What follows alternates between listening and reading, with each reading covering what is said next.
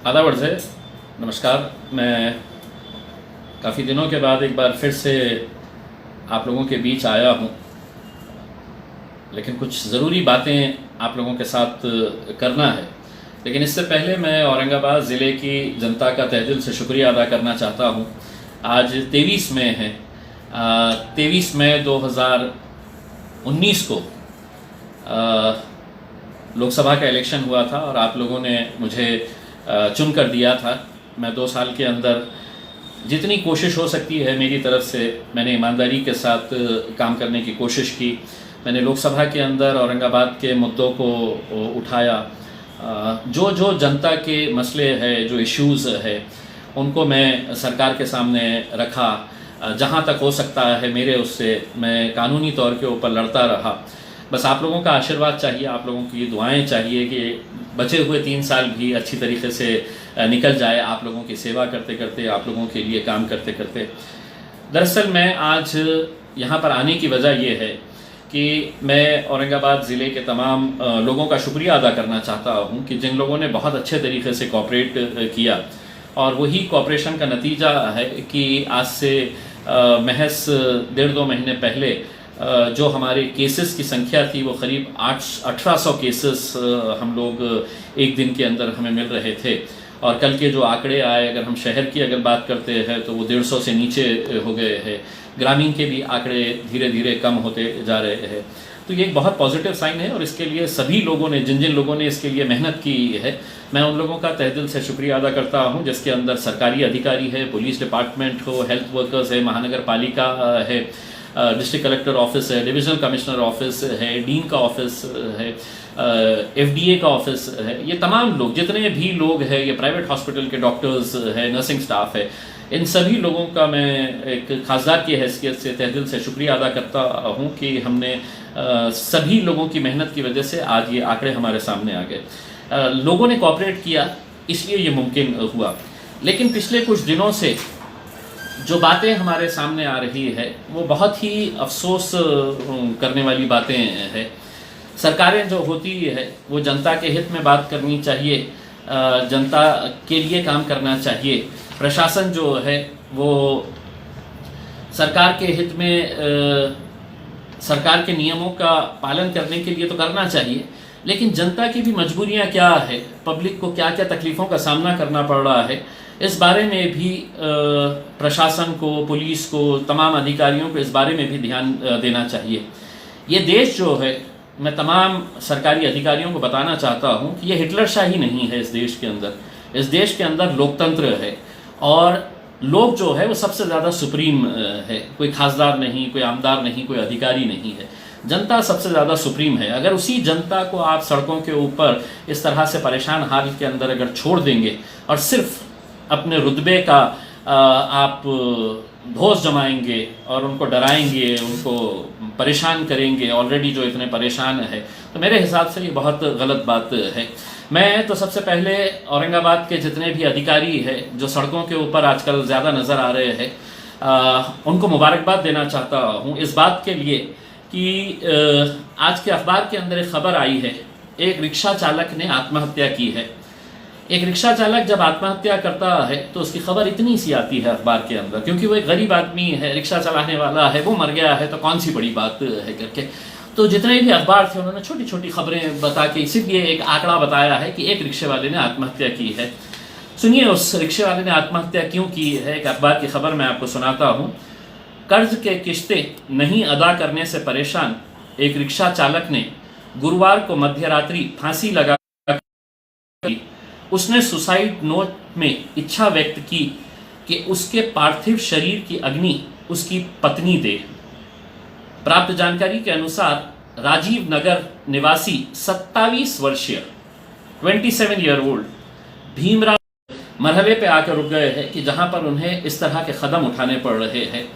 मैं बार बार देखता हूं कि वजीर आजम, देश के पंत प्रधान नरेंद्र मोदी साहब टीवी कर यहाँ के पुलिस कमिश्नर और डिस्ट्रिक्ट कलेक्टर को एक लेटर भेजा हूं कि ये जो प्राइवेट फाइनेंस कंपनीज है या बैंक्स है जिनके पास से ये लोगों ने लोन लिया है, वो लोन का पैसा वो अदा नहीं कर पा रहे हैं। कई लोग मेरे पास आए हैं जिन्होंने अपना पूरा डेटा बताया है कि पिछले 3 साल से हम लगातार पैसा भर रहे हैं, पूरी ईमानदारी के साथ भर रहे हैं और आगे भी भरेंगे, लेकिन पिछले 4-6 महीने के अंदर जिन तकलीफों का सामना उनको करना पड़ रहा है, जब उनके पास ही पैसा नहीं है तो वो कहां से। अब ये प्राइवेट फाइनेंस कंपनीज ने कुछ गुंडों को अपॉइंट किया है रिकवरी एजेंट्स के नाम के ऊपर। बड़े बड़े ऐसे दांडिया टाइप के लड़कों को मोटरसाइकिल दी गई है और इनका काम यह है कि जाओ वहां से पैसा लेकर आओ, और पैसा नहीं है तो उनकी जोर जबरदस्ती करके उनकी गाड़ी उठाकर लेकर आओ।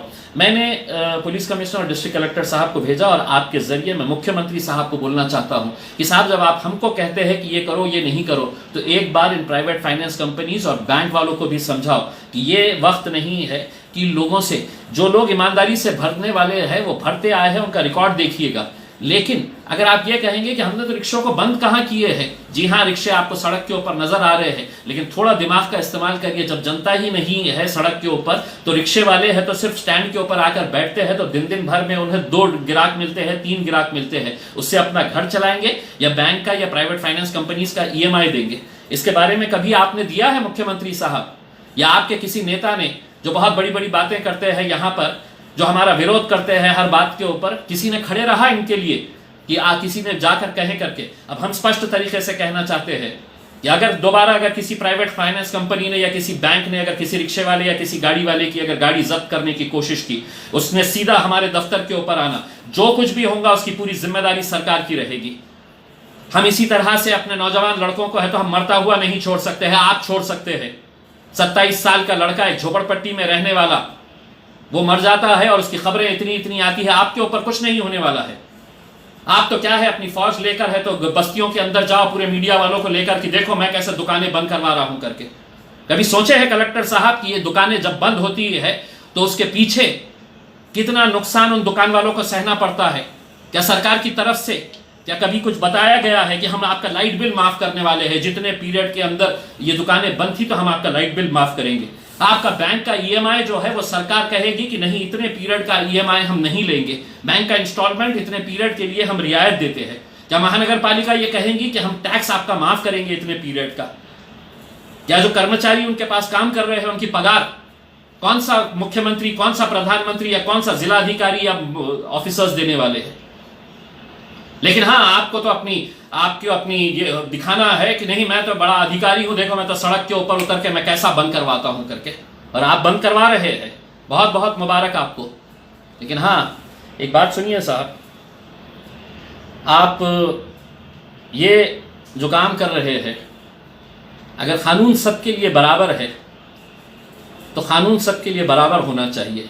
अगर धन्ना सेठों के लिए, अमीरों के लिए अगर अलग कानून रहेगा और गरीबों के लिए अलग कानून रहेगा तो साहब मजबूरन इन गरीबों को सड़क के ऊपर हम उतारेंगे, और जब गरीब सड़क के ऊपर उतरेगा तो क्या हाल होगा ये आप भी अच्छी तरह से जानते हैं।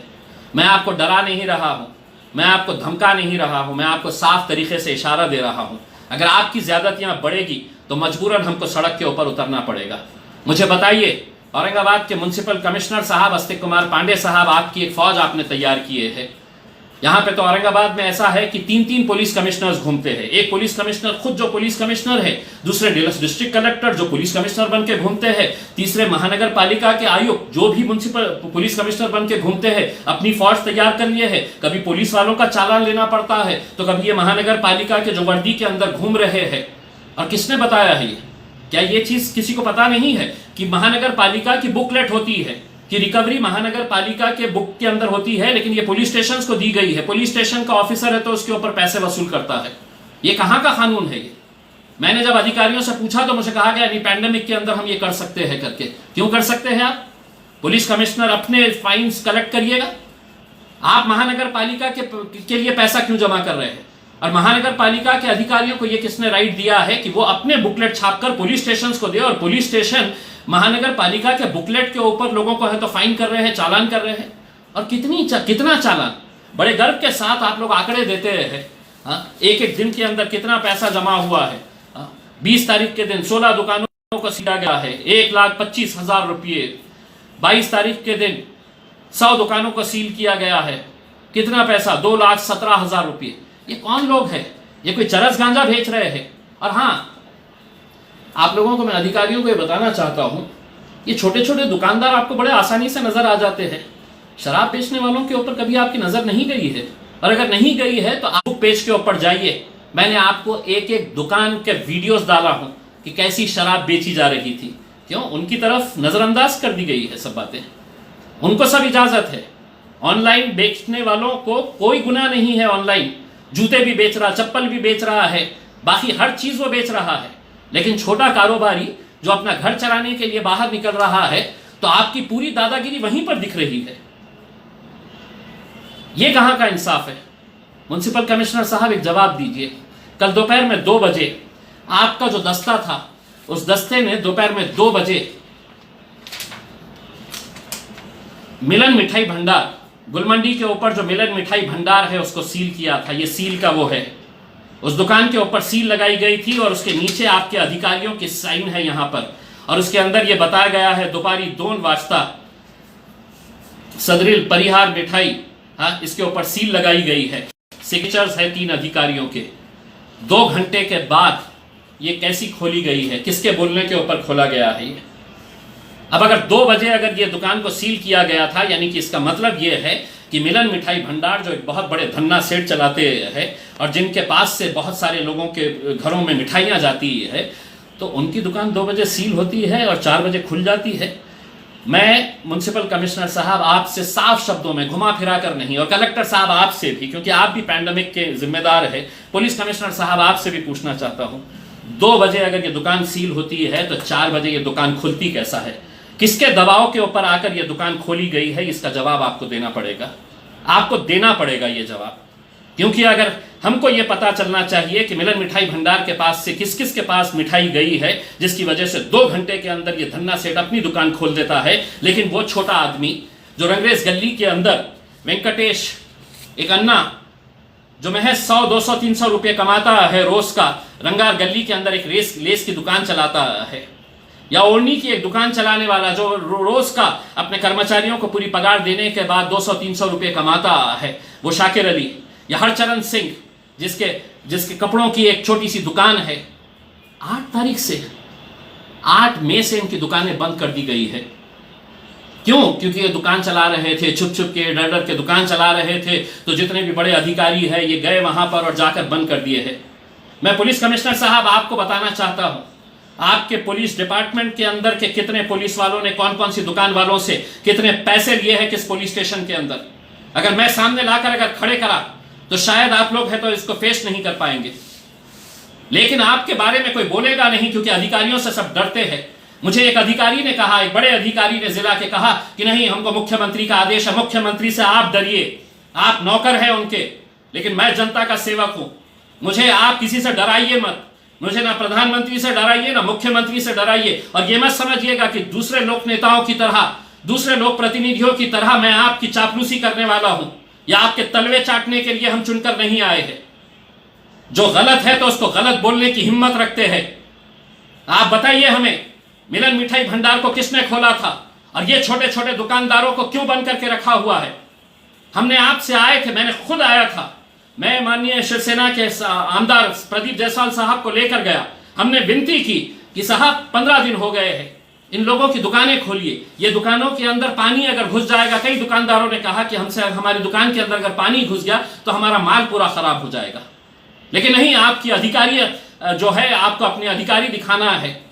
और जब आपने हमको ये कहा, वादा किया कि हम खोलेंगे करके, तो मैं उन दुकानदारों से कहना चाहता हूं, पूछिए उन राजनीतिक पार्टियों के नेताओं से जिन्होंने मुख्यमंत्री को ये कहा कि नहीं, ये खासदार ने जाकर है तो खुलवाने की कोशिश की है, इसको बंद रहने दो वरना खासदार को क्रेडिट जाएगा। इम्तियाज जलील इतना गया गुजरा नहीं है तुम्हारे जैसी घटिया राजनीति करने वाला। अगर तुमको इतनी ये है, यही दुकानदारों के पास जाकर चुनाव के वक्त में झोली फहराते हो पैसा मांगने के लिए, आज उनके ऊपर आफत आई तो उनकी दुकानें बंद करवाने के लिए प्रेशर डाला जा रहा है। क्यों? क्योंकि इम्तियाज जलील गया था करके। अरे तुम जाओ, मैं तुम्हारे पीछे आता हूं, तुम नेतृत्व करो। लेकिन नहीं, हमको ये बताया जा रहा है कि नहीं साहब, मुख्यमंत्री ने कहा है कि नहीं 30 तारीख तक नहीं खुलेगी करके। अगर 30 तारीख तक अगर नहीं खुलना था तो मिलन मिठाई भंडार परिहार सेठ को किसने खोलने की इजाजत दी थी? म्युनिसिपल कमिश्नर साहब आप ये बोलिए, कलेक्टर साहब आपको ये बताना पड़ेगा। ये रसीद है हमारे पास, ये जो आपने उसके दरवाजे के ऊपर लगाए थे उसकी तस्वीरें हैं हमारे पास। या आपने सील लगाए थे और वो सील आज खुली कैसा है, कल कैसा खुल गई है 2 घंटे 3 घंटे के अंदर? किसने प्रेशर डाला था? क्या मिलन मिठाई भंडार की तरफ से मिठाई बांटी गई थी आप लोगों के पास जो आपने ये खोल दिया इसे? वो छोटे छोटे दुकानदारों को क्यों नहीं? अब हम आपसे हाथ जोड़कर विनती कर रहे हैं, देखिए मैं एक लोक प्रतिनिधि हूं और मुझे इस बात का फर्क नहीं पड़ता है कि आप मेरे बारे में क्या सोच रहे हैं। मैं जितनी भी बातें किया हूं, मैं उन गरीबों के हक में बातें किया हूं। जो बच्चे आज मेरी आंखों के सामने अगर अपना दम तोड़ रहे हैं, सोचिए उस घर के अंदर उस पत्नी की क्या हालत होगी कि उसका 27 साल का उसका पति मर जाता है और जाते जाते ये कहता है कि अंतिम संस्कार मेरी अपनी पत्नी से करवाना। मैं परेशान हो गया था, मैं ऑटो रिक्शा का किराया नहीं दे सकता था, मैं ऑटो रिक्शा का EMI नहीं भर सकता था। ऐसे कितने लोग हर रोज हमारे पास आते हैं। आपके पास आते हैं? नहीं आ सकते हैं वो आपके पास।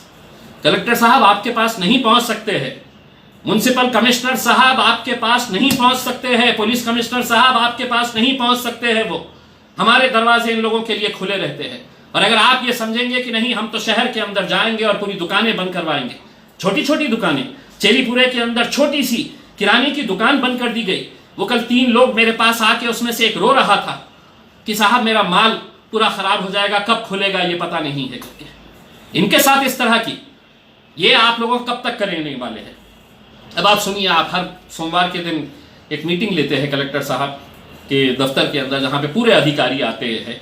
उस लास्ट मीटिंग के अंदर जहाँ पे औरंगाबाद के हमारे पालक मंत्री सुभाष देसाई साहब आए थे, मैंने खुद ने इन सब अधिकारियों की प्रशंसा की थी कि आप लोगों ने अच्छा काम किए है करके, और अभी तक लोगों ने सहयोग किया है। अब महज कुछ दिन बचे हुए हैं। मैं लोगों से अपील करूंगा कि ये लॉकडाउन एक ना एक दिन तो खत्म होगा। हम कोशिश करेंगे कि 30 तारीख के दिन ये लॉकडाउन पूरी तरह से खत्म हो जाए, लेकिन 30 तारीख तक आप नियमों का पालन करें। जो भी आपको बताया जा रहा है, 11 बजे तक अगर दुकानें खुली रहनी है तो 11 बजे तक खुली रखिएगा। उसके बाद तो हमको आज़ादी का यही होना है।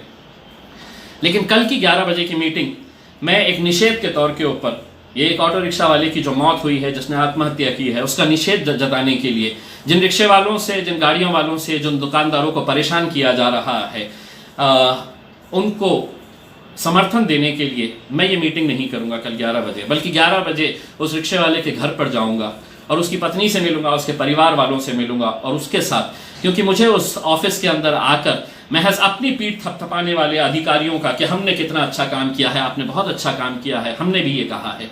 लेकिन अगर आप बहुत ज़्यादती अगर कर रहे हैं तो एक बात समझ लीजिएगा, अगर मिलन मिठाई भंडार आप खोल सकते हैं तो बाकी दुकानें खोलने की भी हिम्मत और ताकत हम में है। वो सिचुएशन आप नहीं लेकर आए तो ज़्यादा बेहतर रहेगा। ये जनता के हित में बात कर रहे हैं। और अगर आपको देखना है कि हम कितने बलबूते के साथ आप जा सकते हैं, एक साहब ने मुझे कहा कि आपको मालूम है कि मैं कितना बड़ा अधिकारी हूं करके, तो आप अपनी अधिकारी छाड़िएगा, आप देखिएगा कि जनता सड़कों के ऊपर अगर निकल आती है, जनता की ताकत ज्यादा होती है या आपकी फौज जो आप लेकर निकल रहे हैं, जिनके हाथ में ये पावतियां है, वो पावतियां अगर दोबारा से मिलन मिठाई भंडार के ऊपर सील नहीं लगाई गई तो आप ये समझ लीजिएगा बाकी दुकानों को मैं पर्सनली जाकर खोलूंगा। और ये म्युनिसिपल कमिश्नर साहब, अगर आपके लोग अगर किसी के दबाव में आकर दुकानें बंद करना और खोलने का अगर ये कार्यक्रम कर रहे हैं तो पुलिस कमिश्नर साहब एक बात सुनिएगा, आप भी सड़क के ऊपर जा रहे हैं, कल रात के बड़े बड़े होटल्स के CCTV फुटेजेस निकालिएगा। एक उदाहरण के तौर के ऊपर आपको देता हूँ, निराला बाजार के ऊपर अभी आपके किसी ऑफिसर को भेजाइएगा, रात में 11:30 बजे कौन कौन अधिकारी, कौन कौन महानगर पालिका का दस्ता वहाँ पर रात में 11:30 बजे शराब पी रहा था। ये जाकर अगर आपको CCTV फुटेज के अंदर मिलता है तो आप देखिए, सिर्फ गरीबों को परेशान करना इसका मकसद नहीं होना चाहिए। जनता ने साथ दिया है बोल के आज हमने इतनी बड़ी बीमारी को आज हमने ख़त्म कर पाने में हमने कामयाबी हासिल की है। ठीक है, आपका हम आदर करते हैं, आपका सम्मान करते हैं, आप बड़े अधिकारी हैं, आपके फैसलों के हम आज तक पूरी तरह से हम तामीर करते हुए आए हैं। लेकिन अगर आप कुछ लोगों के लिए अलग कानून और कुछ लोगों के लिए अलग कानून करेंगे तो कहीं ना कहीं किसी न किसी को आवाज़ उठानी पड़ेगी। वेंटिलेटर जब ख़राब आते हैं तो मुझ पर इल्ज़ाम लगाया जाता है कि नहीं मैं राजनीति कर रहा हूं करके। भारतीय जनता पार्टी के उस खासदार को मैं बताना चाहता हूं कि शायद अगर तुम्हारे किसी रिश्ते के अंदर कोई घाटी अस्पताल के अंदर अगर एडमिट होता और उससे अगर वो वेंटिलेटर लगाया जाता तो तुम्हें एहसास होता कि ख़राब वेंटिलेटर की कीमत कैसी होती है करके। उसमें राजनीति अपनी जगह के ऊपर है साहब, आप चुनाव के वक्त में आइए, लड़िएगा, कोई हारेगा कोई जीतेगा, लेकिन ऐसे वक्त के अंदर इस तरह की घटिया राजनीति करना, अगर ख़राब है तो ख़राब है बोलने की हिम्मत रखना पड़ता है। जो हिम्मत मैंने रखा था कि 150 वेंटिलेटर्स औरंगाबाद के अंदर जो आए हैं वो घटिया क्वालिटी के थे, किसी भी पेशेंट के ऊपर वो इस्तेमाल नहीं किए जा रहे। अब आप उसका ऑडिट करवा लीजिए, इंक्वायरी कर लीजिएगा, उससे क्या नतीजा निकलने वाला है? जो मरने वाला है तो वो मरकर चले जा रहा है, और जो जिंदा है वो जिंदा लोग आत्महत्या करने के ऊपर आप मजबूर कर दे रहे हैं, क्योंकि आप उनके बारे में सिर्फ है तो तानाशाही कर रहे हैं। उनको अच्छे तरीके से बताइए, समझाइए। मुख्यमंत्री साहब अगले बार जब टीवी के ऊपर आए तो ज़रूर बताइएगा कि ये कोरोना लॉकडाउन के पीरियड के अंदर जितने भी लोगों की दुकानें बंद थी, जो कारोबार नहीं कर पा रहे थे, उनके लाइट का बिल हम माफ़ करेंगे, टैक्सेस हम माफ़ करेंगे, उनका बैंक का इंस्टॉलमेंट जो भी रहेगा उसका इंटरेस्ट हम माफ़ करेंगे। लोग ईमानदारी से भरने वाले लोग रहते हैं। मैंने खुद ने देखा है कि लोग बड़ी ईमानदारी के साथ ये पैसा देते हैं, इंस्टॉलमेंट्स भरते हैं। लेकिन अब उनकी भी मजबूरी है, उनकी मजबूरी को समझिए। और अगर ये मजबूरी को हम नहीं समझेंगे तो मेरे हिसाब से ये बहुत ही गलत बात होगी। मैं आप लोगों को ये आश्वासन दिलाना चाहता हूँ कि औरंगाबाद की जनता अगले कुछ दिनों तक, 30 तारीख तक जब तक लॉकडाउन है, हम पूरी तरह से आपका सहयोग देंगे, पूरी तरह से सहयोग करते रहेंगे। और मैं लोगों से भी अपील करूंगा कि ठीक है, हम आपके खिलाफ जो नाइंसाफ़ी हो रही है उसके खिलाफ आवाज़ उठाएंगे, लेकिन इसका मतलब ये नहीं है कि आप लोगों ने नियमों का पालन ना करें। आप लोग घर से बाहर निकलते वक्त ये ख्याल रखें कि आप मास्क पहने, सोशल डिस्टेंसिंग बनाए रखें, और जितनी एहतियात